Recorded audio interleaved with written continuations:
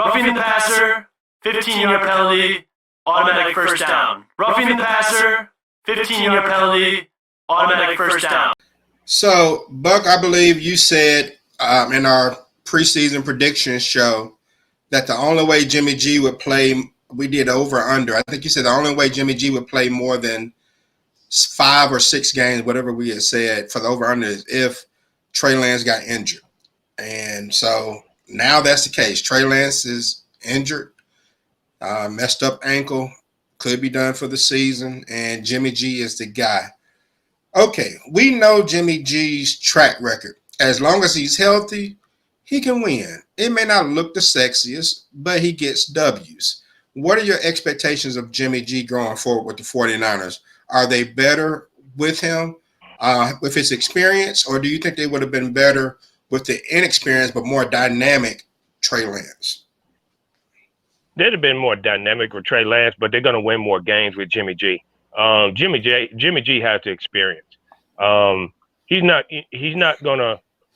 a game manager, but he's a player that doesn't make mistakes and can win you football games.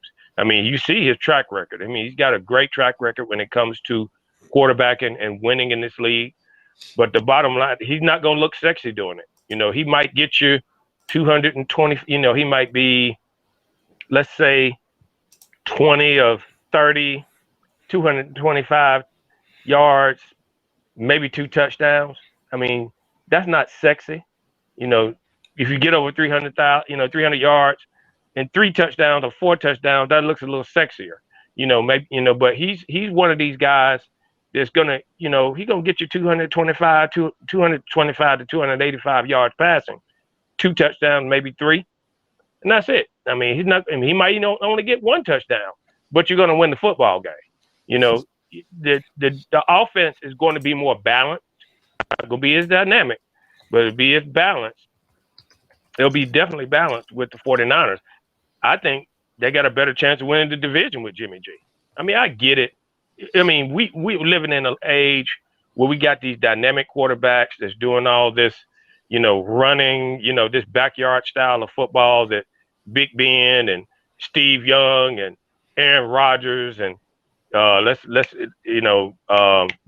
Cunningham and Michael Vick. That backyard style of football is very, you know, that's sexy. People want to see that.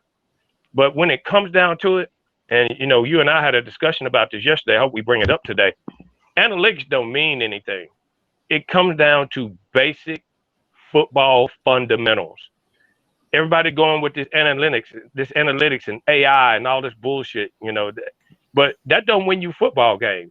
I mean, you're 4th down and 5 and you're going for it, you know, and you're on your side of the football field.